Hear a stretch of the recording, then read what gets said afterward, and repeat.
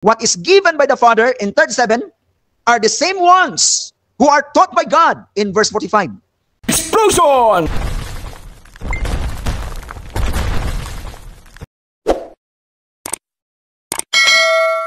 Alright, so habang nanonood ako sa debate again and again, I watch this debate, white versus flowers, and I catch the attention doon sa kanyang sinabi, at pakinggan po natin mga kapatid, kaya na-create ko ang tema ngayong gabi. Let's watch and listen for this. You just assume the teacher doesn't really want to teach them when they refuse to learn, because that's what Calvinism is asking you to believe. God really doesn't want them to learn. He didn't pick them. He doesn't love them. That's what he's saying. I know he says it's all emotional. I can't help it that Calvinism makes emotional things. That doesn't make it wrong just because it's emotional. Just because God rejected them before they were ever born, and that's emotional for you, and some of the people you love are rejected by God before they're ever born, and that's emotional for you, that doesn't make it any less true on Calvinism. The fact... Alright, so yun po, ilang beses po niyang inulit yung word na emotional. So punta po tayo dito sa atin pong pag-uusapan ngayong gabi, emotional interpretation versus yung linguistic and contextual interpretation. John chapter 6, 37 to 45. Ito yung ating i-expose, ito yung contextual, ito yung letter, mga kapatid at mga kaibigan. And again, I would like to remind you that the Bible is a letter, no? It's a letter to Corinthians, a letter to Ephesians, a letter of John. So in other words, kung magbabasa po tayo ng letter, basahin mo yung letter muna bago ka pupunta kung saan-saan ng mga letters. So hindi po normal ang isang tao na magbabasa ng sulat at hindi siya nakafocus sa sulat mismo.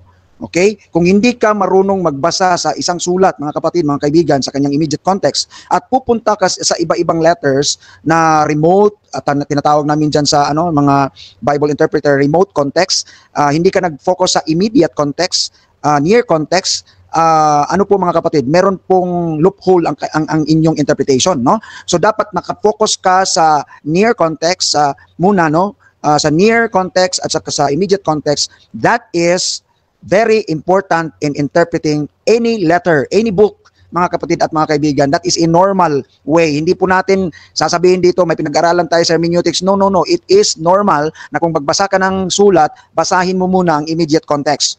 Alright, doon ka muna mag-focus sa immediate context, huwag kang pupunta sa kung saan mga letters, kung of which yun ang nangyari kay Leighton Flowers. Kasi po, I have noticed yung emotional drive, kawawa sila, hindi pinili. Kung ganun ang ating thinking when we interpret the scripture, ay talagang mawawala tayo mga kapatid sa kung ano yung sinasabi ng salita ng Panginoon. Emotional driven interpretation, mga kapatid at mga kaibigan. Let's avoid that. Kasi po, ang Bible ay hindi po ito nakabase sa ating emotion. If we're going to look at the Bible in Jeremiah 79, no? Punta po tayo doon sa aking Bible sa Jeremiah 79. Alright? Jeremiah 79, ito po ang sabi ng Panginoon patungkol sa ating puso, mga kapatid, no? Kung emotional tayo, based here, the heart, verse 9, the heart is deceitful above all things and desperately wicked. Now, if we are going to base our interpretation based on our emotions sa ating puso, ang sabi ng Biblia, ang sabi ng Panginoon, our heart is deceitful. We might be deceived by our heart. Now, if we are going to look at the interlinear of the word heart, mga kapatid at mga kaibigan, ito, leb, ang meaning po dyan, mga kapatid, ay ito po, no?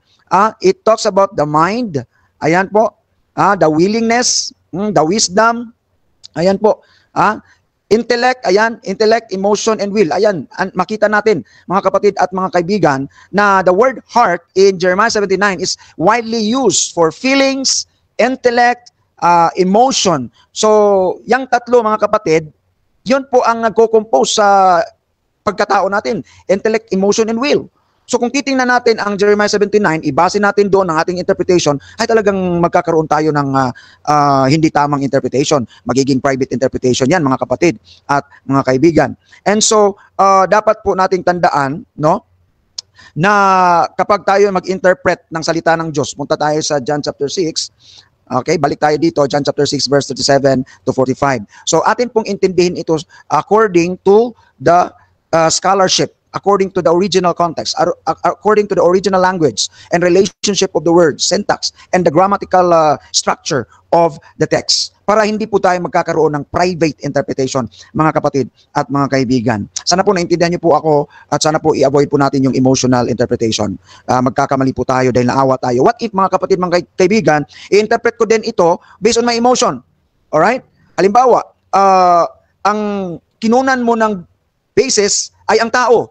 Taong makasalanan, taong rebelde, taong blasphemer sa Panginoon. Yun ang pinagbabasihan mo ng emotion. Naawa ka sa tao na makasalanan, naawa ka sa mga taong ito. What if ako magbase sa emotion ko doon sa Panginoon? Naawa ako sa Panginoon. Dahil ganito, kapag ako ang Diyos, perfecto ako, wala akong kasalanan, tapos ginawa kita bilang tao, tapos ako ang gumawa sa iyo, wala akong kasalanan, ginawa kita ng perfecto, alright? According to the scripture. Very good ang sabi ng Panginoon. We will just base on the scripture. Huwag na tayong lumabas doon sa mga Calvinism, ano bang ginawa ng Calvinism. Doon tayo mag-base na ang sabi ng Bible, ang Panginoon, ginawa niya ang tao talagang very good according to the book of Genesis. Very good ang ginawa ng Panginoon. Tapos nag-warning siya, huwag kang kumain dahil kung kakain ka, mamamatay ka. Dapat sundin mo ako dahil ako ang Diyos, akong gumawa sa iyo. Ngunit, ano ang nangyari, mga kapatid, mga kaibigan? Ang ginawa mo, nagrebelde sa iyo. Ang ginawa mo, hindi ikaw ang sinunod. Bagkos ang sinunod niya ay ang kaaway mo. Okay? Hindi ba masakit yon para sa akin? Na Diyos, wala naman akong ginawang kasalanan sa iyo. Alright? Hindi ba masakit yon? Oh, you are taking the side of these rebellious people. You are taking the side of these wicked people who rebel against me. And you're not taking my side. Oh, what about kung ganun ang akin argument? You're taking the side of these rebellious people? Tapos ako ang gumawa sa inyo, tapos doon kayo pumunta kay Satanas, sa kalaban ko? Napakasakit. Kahit na ikaw, kahit na ako bilang ama, ang anak ko, minahal ko, okay, binagyan ko ng kailangan niya, ngunit doon siya pumanig sa aking kalaban sa kapitbahay. Ano ba yun? Di ba napakasakit, mga kapatid at mga kaibigan? Kung yan ang gagawin sa iyo, anong gagawin mo? Bilang isang ama, bilang isang nagmamay-ari ng isang bagay. Anong gagawin mo? Nagtraidor sa iyo. Tapos ang tigas pa ng ulo. Anong gagawin mo? Naawa ka sa taong nagrebelde, pero sasabihin ng Diyos, about sa akin. Hindi niyo ako pinanigan. Ang tao So kung emotion ang ating ipairal dito, mga kapatid at mga kaibigan, anong mangyayari sa atin? Di ba masakit masyado ang ginawa ng tao sa Diyos? Kaya nga sabi ng Diyos, kung kumain ka niyan, mamamatay ka. Sa salitang kamatayan, hindi natin alam kung anong paraan ng kamatayan. Lahat, name it. Hindi naman sinabi ng Diyos, mamamatay ka sa heart attack, mamamatay ka sa sa baril. Walang sinabi, basta sinabi niya, mamamatay ka. Kahit declension, from the smallest to the largest kind of death, ipangalan mo sa buong mundo. Yan ang word of death. Word na salita na ginamit ng Panginoon. Hindi siya sinabi na So, wala, mga kapatid, mga kaibigan, hindi natin naintindihan ng ating Ama na gumawa sa atin. So, if it is emotional, palpak tayo dyan lahat. So, focus tayo dito sa mga scholar interpretation, yung binigay ng Panginoon sa church. The teacher. Didaskalos in Greek means doctor, master, or teacher. Alright? So, magsimula tayo sa 37. All that the Father gives me shall come to me, and him that cometh to me, I will in no wise cast out. Anong interpretation dyan, mga kapatid, mga kaibigan? Ito. Kukuha lang ako ng pen. Alright? So, ito, mga kapatid, will come. Ayan, will come. Bakit will come? Dan pastor shall. Now, sa Greek, mga kapatid, walang pinagkaiba. Ngayon, merong pinagkaiba. Pero, indicative kasi ang sinabi dyan, indicative. So, pag sinabi mong indicative, will, sure, certain. So, will ang mostly Greek interpretation yan, NC. Is C. Meaning, future active indicative, will. Kasi indicative sure, certain, will come to me. In other words, yan po ang ibig sabihin yan. Now, sino ang will come? Yun ang main verb main clause niya. So, sino ang mag-welcome? Sino? All, dito 37, focus kayo. All that the Father gives me. Lahat yan sila. Now, bakit ko sinabi? Because ang pan dito, mga kapatid, collective substantive, meaning everything, all that given by the Father, walang isa, kahit na isa na mawawala, lahat. Kung 10, hindi magiging 9. Dito mo makikita ang osas. One save, always save. Lahat. Kung 10, hindi magiging 9 yan sa Greek. Because the word pan, collective substantive, everything, all that, the Father giveth will come to me. Lahat, wala kahit isang mawawala, mga kapatid at mga kaibigan. Dedusin, the Father gives, alright? Will come ang binigay ng Ama at ilan? Lahat sila. Lahat yan, mga kapatid, mga kaibigan. Alright? So, prepositional phrase expressing goal or direction saan? Kay Jesus Christ, to me. Sabi ni Jesus Christ, to me. Walang iba. Hindi kay Pastor Medel, hindi kay Rasha, hindi kahit sa kanino. Kahit kanino, kahit pa kay Maria, hindi po, mga kapatid. Kasi po, ang pros emi, referring dyan, mga kapatid, sa goal or direction. Saan? Kay Kristo. Thus, sabi dito, all the Father gives me will come to me. Lahat. Walang mawawala kahit isa. Hindi 9.5, kundi 10. Kung 10, 10 talaga. Hindi yan magiging 9. Ganon ka-strict ang Greek, mga kapatid at mga kaibigan. Kung nag-aaral lang sana tayo ng Greek, yun, kami, yung mga kaklase ko, halos lahat bumagsak dahil nga hindi sila nagsumusunod sa law. They are bending the law of Greek. Hindi po pwede natin i-bend ang law ng Greek, mga kapatid at mga kaibigan. Ayan pala. So, ito. In him that cometh to me, I will in no wise cast out. Ayan mga kapatid. So, I will bring you here para maintindihan nyo gaano ka sigurado ang ating Panginoon. Alright? So, let's focus on the Greek syntax. Let's focus on the Greek word. Kasi dito nyo maintindihan bakit may usas. Kasi yung mga hindi naniwala sa usas, hindi nag-aaral ng Greek yan eh. So, sabi dito mga kapatid, ito, kai, and then strong future negation. Itong o, mi, ek, balo, ek, su. Ayan. Ito, strong future negation yan. Anong ibig sabihin ng strong future negation? Ang ek, balo. Anong ibig sabihin yan? I will cast out and then ho, mi, karugtong yan mga kapatid, o mi, ek, balo, ek, su. Emphatic future negation yan. By no means. By no means. Kapag ang Panginoon nagsasabi, wala kahit isa, by any means or no means. I will cast out anybody. I will not cast out anybody. Double negation. Double negative yan mga kapatid at mga kaibigan. O mi, ik, balu, ek, su. In other words, by no means, never kung i-cast out kahit isa sa kanila. Double negation. Strong future negation yan. Kaya nga meron tayong osas because of the Greek word na o, mi, ek, balu, ek, su. Strong future negation. What about Pastor ganito ganyan? Ang sabi namin dyan, yung mga taong yan, hindi yan pinili ng Diyos. Hindi yan binigay kay Kristo. Mga peke yan. Mga, mga, wala, hindi kasali sa mga pinili ng Diyos. Kapag hindi sila nagpapatuloy sa pagpapaniwala sa Panginoon, ibig sabihin, hindi sila sa Panginoon. Because yung sa Panginoon ay hindi talaga niya bibitiwan. By no means, I will never cast out them. That is the word. In him that cometh to me, I will in no wise cast out. Double negation. Double negative. Katulad din yan sa mga kapatid. Sa dito, tingnan natin sa John chapter 6 ha. John chapter 10, 37, 31. Anong sabi dito? John 10:31, and I and my Father are one. Dito pa lang. My sheep, verse 27, my sheep hear my voice and I know them and they follow me. Sheep ha, sheep. One sheep, always sheep. Usas din, one sheep, always sheep. Kapag karnero ka talaga. Hindi ka magiging kambing. Ang kambing, hindi magiging karnero yan. Ang sheep yan talaga. Mga kapatid at mga kaibigan. Before pa sila hinanap ng Diyos, kaya nga tinawag lost sheep. Before pa sila hinanap ng Diyos, sheep na sila. Before pa pumarito ang Panginoon, sheep na sila. I come to offer my life for the sheep. Alright? So, ito, sabi dito, and I give unto them eternal life. Ito ang double negation din. They shall never perish. That is double negation sa Greek. Never. They shall never. That is double negative. Never at saka perish. Never perish. Double negation yan. Mga kapatid at mga kaibigan, wala kang kawala sa Greek. Kapag alam mo ang Greek, ay alam mo na merong eternal life. Merong osas. One sheep, always sheep. One save, always save. Ayan mga kapatid. Once anak ng Diyos yan mga kapatid at mga kaibigan. Okay? Emphatic future negation po yan mga kapatid at mga kaibigan. I will in no wise cast out. Alright? Now, punta tayo sa 38-39. For I came down from heaven not to do mine own will, but the will of him that sent me. Ano daw ang mission ni Jesus Christ? Bakit siya pumarito galing sa langit? I came down from heaven. So, Diyos nagpakatao o nagkatawang tao, hindi tao na nagpaka-Diyos. Kasi kung baliktad, tao, nagiging Diyos, ibaliktad yan.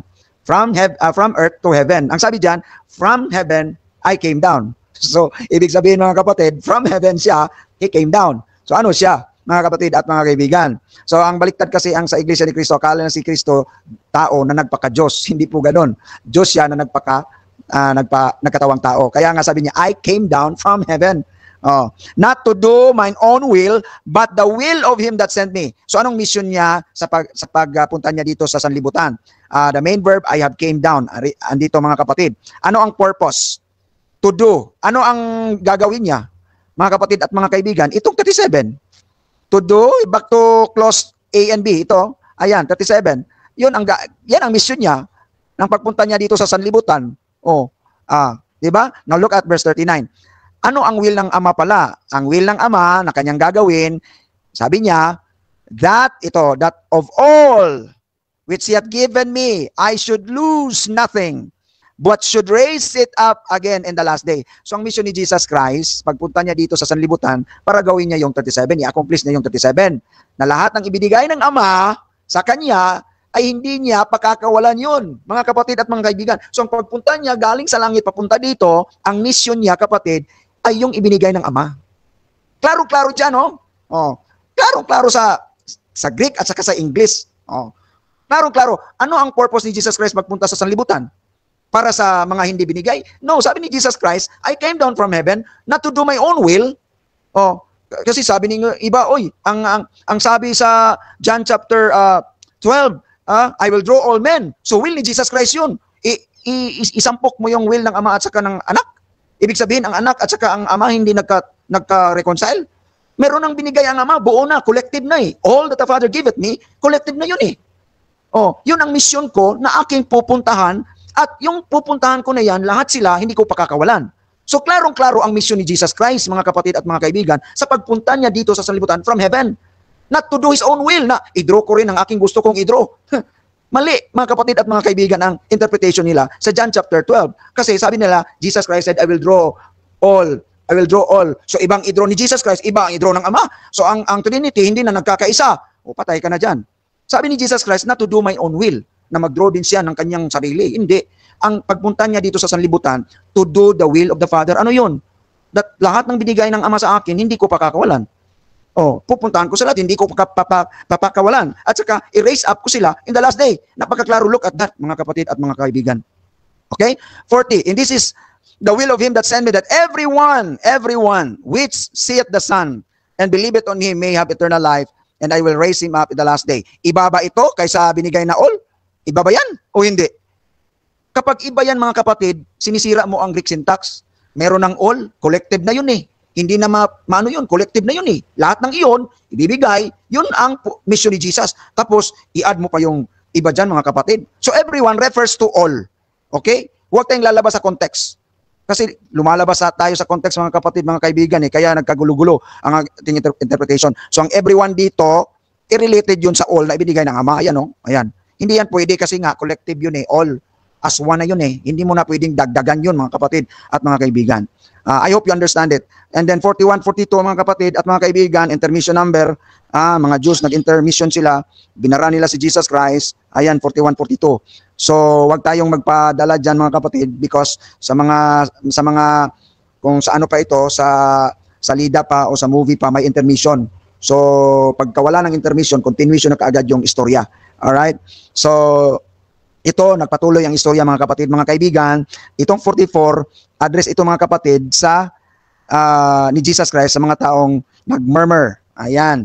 So, ang 44, mga kapatid at mga kaibigan, tingnan natin ang 44 ha. Close division. Ayan. Dito, mga kapatid, dito tayo. Okay?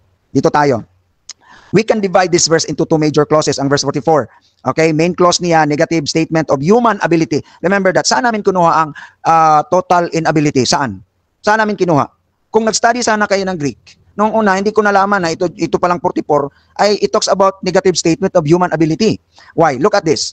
Audis donatai elthen pros eme. Ano ang donatai? Diyan galing yung salitang dynamite. Yan po ang ibig sabihin niyan, ability, capacity, or power to do. something. Dunamis or donatai. Tapos plus ano pa siya? Dito sa baba. Ito may pula. Please look at my presentation para hindi kayo maano. This is not my personal interpretation. This is based on scholarship na binigay ng Diyos sa church, the doctor, the scholar, the master, the teacher, didaskalos. Ito, donatai plus infinitive. Pag donatai plus infinitive, anong ibig sabihin? Ibig sabihin yan, the whole phrase means to be able to do something. To be able. Ano yung salita? Able. Ayan, no? No one is able to come to me. Ito ang infinitive, mga kapatid. Ang infinitive, itong eltin. Donatai eltin pros emi. So in other words, no one is able to come to me. Because the word donatai means ability, capacity, or power. Dunamis or dynamite. Okay, diyan na kinuha natin ang word na dynamite. Alright? So, sana naintindihan nyo, ang 44, kung minsan nag-interpret ako ng 44, sinabi ko talaga, no one is able to come to me. Yung mga hindi alam sa Greek, asan ang able dyan, Pastor? Ikaw talaga, Pastor Midel. Ay, talaga, nagdadagdag ka, Pastor Midel. Because I know what is Greek. I know what is Greek. No man can come to me. No one is able to come to me. Audis, donatai, elten, pros emi. Donatai means able, power. Okay? I hope you understand me. Conditional clause, subordinate clause, en mi o pater ho pempas mi el kosi auton. Unless the Father who sent me draws him. Main clause, okay? Kago anastiso auton en ti kati he mera. And I will raise him up the last day. So sigurado to, mga kapatid, total inability andyan, mga kapatid, mga kaibigan, wala talaga. No one, kahit isa ha. Sabi ng iba dyan, meron. Ang sabi ni Kristo, no one, tapos ikaw meron. Ay nako kapatid, makidibati ka kay Kristo. Sabi ng Panginoon sa Psalm 14 at 50, no one did seek and understand God. No, not even one. Sabihin nila, meron. Si ano ka na dyan? Si Arminius ka na dyan, Jacobus Arminius. Kaya nga sinabi ng mga Calvinist, heretic kayo. Kasi sabi ng Diyos, wala kahit isa. Ang sa inyo meron. Sabi ni Kristo, wala kahit isa. No one. Not even one. Ang sabi ni Pablo, sa Romans chapter 3, wala din. Quoting Psalm 14. Kayo meron. Ako nalilito sa inyo, mga kapatid, mga kaibigan. Dinidebatin nyo ba ang Panginoon na siyang nakakakita ng ating puso? Okay? Nakakadismaya yan, mga kapatid. Talaga, nakakadismaya. Hindi ninyo naintindihan ang total inability. Question kayo ng question kasi emotion ang pinairal ninyo. Kahit nasa sa Bible, no one is able, sinabi na nga, sabi ng Panginoon, no one, not even one, did seek and understand. Mananampalataya pa, hindi na nga nag-seek, hindi na nga nag-understand. Ibig sabihin, pag hindi ka nag-seek, nag-understand, hindi ka talaga maniwala. Paano ka maniwala kung hindi ka nakaintindi? Wala talaga, mga kapatid, kahit isa. Yan ang sabi ng Panginoong Jesus. Yan ang sabi ng Diyos. Dibatihin niyo ang Diyos, huwag kami. So, ang total inability, nasa Bible yan. Hindi niyo lang matanggap kasi nga emotional. Mga kapatid at mga kaibigan. Ayan. So, yun po, mga kapatid, kung saan ko kinuha yung able dyan sa donatai elten. Donamai plus infinitive. Yun ang ibig sabihin doon, mga kapatid. Now, punta tayo sa 45. Ayan. Dito nagkagulo-gulo si Flower sa 45. Pakinggan niyo ang explanation diyan. 45, it is written in the prophets, and they shall be all taught of God. Every man therefore hath heard and hath learned of the Father cometh unto me. Okay, dito mga kapatid sa clause A. So ito ang esten gigraminon. Esten gigraminon, ang ibig sabihin it stands written. Ibig sabihin, kung ano yung sinulat, titindig yun. Hindi yun mababali. Alright? And then, ang prepositional phrase, ay ang in the prophets. Alright? In the prophets. Okay. So, ang clause B, prophetic citation yan, no? Isontai. They will be. Now, ito, they will be, mga kapatid. Predicate adjective didactoi. Alright?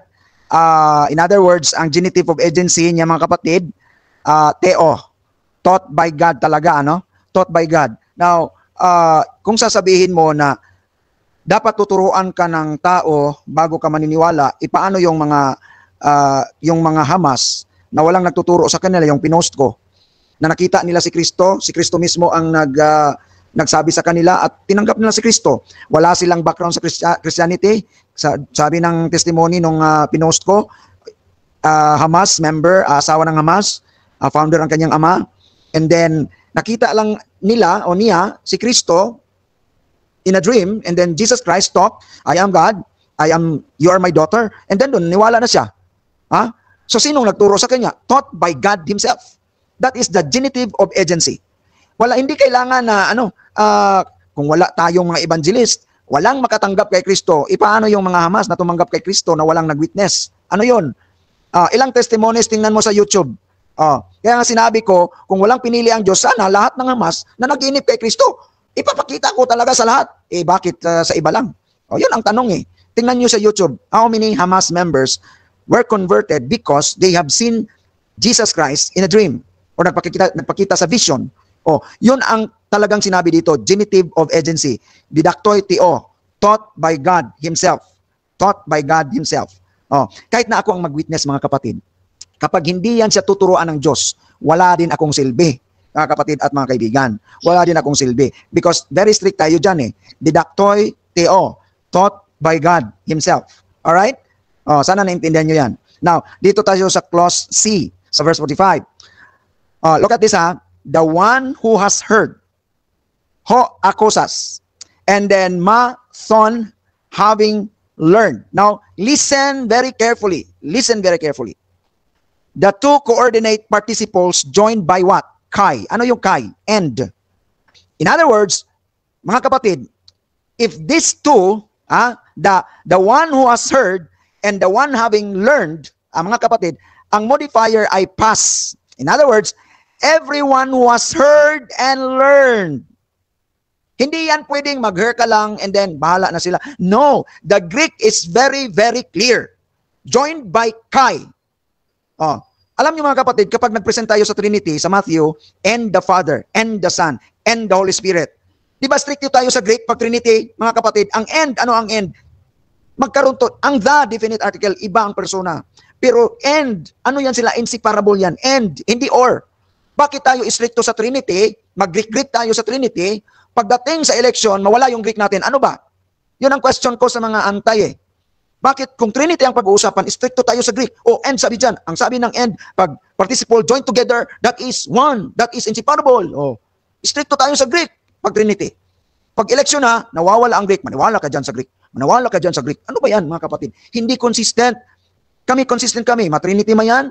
Ma-election ba yan? We are consistent in our interpretation in Greek. Pag joined together by kai, modify by pas, in other words, everyone who has heard and learned. Anong goal phrase mga kapatid? Main finite verb. Tsetai. Okay? Come. Where? To me. In other words mga kapatid at mga kaibigan, ito. Alright? Ito mga kapatid ano ang connection? Alright? Ano ang connection? Look at the screen. Ano ang connection ng all that the Father gives me at saka and they shall be all taught? Itong all dito at saka ang all dyan, ayan, wait. Ang all dyan, ito, anong connection niya? Sa 37 at 45. Ang connection ng all that the Father gives me, at saka, and they shall be all taught, magkaiba yung tao o hindi. Kasi hindi kayo nag-aral ng Greek. Ito, pakinggan nyo ha. Pakinggan nyo mga kapatid, mga kaibigan. Parallel agency and aspect. Both clauses describe divine initiative. Dito ang Father, dito sa 45 ang God. Alright? 37 ang Father, ang agent, dodasin, ang give. Sa 45 ang Father din, ang God is agent sa didaktoi. In other words, ang Ama na nagbigay ay siya ding Ama na magtuturo. Alright. Now, listen. Sabi ni Wallace, Daniel Wallace, ay nako, hindi mo ma-question ang pagka-scholar niya sa Greek. Wallace would classify both as subjective agency constructions. One with a nominative subject, pater, and one with genitive of agency, theo, after a passive adjective. Now listen, syntactic connection. Anong connection? The same divine agent governs the people's relationship to the Son. Now, what is given by the Father, listen, are the same ones who were taught by God. Ngayon, dibatiin nyo si Wallace, mga kapatid. Ikaw na walang alam sa Greek, hindi nag-aaral ng Greek, Di batiin mo si Wallace, Daniel Wallace. Ang Greek na, the only Greek grammarian na talagang tinitingala namin mga students sa Greek. Anong sabi niya mga kapatid? What is given by the Father in 37 are the same ones who are taught by God in verse 45. Anong ginawa ni Leighton Flowers, mga kapatid? Because of emotion, nagkakamali ang kanyang interpretation. O natatawa lang si James White. Na talagang parang nagalit na talaga si Leighton Flowers doon, si James White, relax lang. Sa debate mga kapatid, kung hindi lang talaga kung sasabayan lang ako sa Greek na interpretation, talagang wala nang ligtas eh. Kaso lang hindi sasabay sa Greek, pupunta na hindi. King James lang tayo. Enough na ba kung King James maintindihan mo? Enough yan, pero kung doctrine ay hindi, no? Hindi yan enough eh. No. Maraming palusot mga kapatid at mga kaibigan kapag talagang mag-hand-to-hand lang talaga sa Greek interpretation, sa syntax, sa Bible, walang kawala mga kapatid at mga kaibigan. Kaso lang, hindi talaga, no, mga kapatid. So, ibig sabihin mga kapatid, kapag emotion natin ipairal dito sa interpretation ay talagang mawawala tayo. Mga kapatid at mga kaibigan, bakit merong eternal security? Bakit merong osas? Because of the double negation. Ang sabi ng Bible eh. Puntahan natin ang Romans, last verse na ito mga kapatid. Punta tayo sa Romans Romans chapter 8. Alright, dito Romans chapter 8. Romans chapter 8, ito yung pinaka-common eh. Dito. Ito mga kapatid, basahin natin na. 33, who shall lay anything to the charge of God's elect? It is God who justifies. Andyan sino bang mag-charge sa God's elect? Sabi ni Pablo, ang Diyos ang nag-justify, hindi kayo. Sino ba kayo? Ang Diyos ang nag-justify, hindi kayo. So, sino ang mag-charge sa God's elect? Wala. Sabi dito, who is condemned? It is Christ that died. Yea, rather, that is risen again, who even the right hand of God. Now, ito yung aming pinaghahawakan talaga ng eternal security, yung osas. Tingnan nyo. Who shall be able to separate us from the love of Christ? Sa mga elect. Sinong us dito? Mga elect. Sabi ni Pablo, mga elect. Who shall separate us from the love of Christ? Tayo nga, mga elect. Shall tribulation? Ayan problema dito. Tribulation, distress, persecution, famine, nakedness, peril, or sword? As it is written, for thy sake we are killed all the day long. We are counted as sheep. Ayan sheep One sheep, always sheep. Kapag elect, sheep yan. Hindi lang binabasa ng mga antay itong God's elect hindi lang talaga nila binabasa din eh. Verse eh. Pinabayaan lang nila. Sheep ayan. Ayan John 10, my sheep hear my voice. I give them eternal life, they shall never perish. Sheep din dito sheep. At dito din sheep John 10, sheep. Ayan 36 sheep. Sino yan sila? Hindi nila binabasa yan God's elect. Ayan klarong-klaro God's elect. Sino man ka-separate? Sabi ni Pablo, as it is written, for thy sake we are killed all the day long. We are counted the sheep for the slaughter. Nay, in all these things we are more than conquerors through him that loved us. Ayan. Sabi ni Pablo, I am persuaded that neither death nor life, nor angels, principalities, nor powers, nor things present, nor things to come. Usas yan. Eternal security yan. One sheep, always sheep. Nor heights, nor depth, or any other creature shall be able to separate us from the love of Christ which is in Christ Jesus our Lord. Di ba? Ang osas nakakabit yan sa God's elect. Pag pinili ka ng Diyos, imposible, double negative. No. Sabi ni Kristo, I will never cast out even one, and they shall never perish.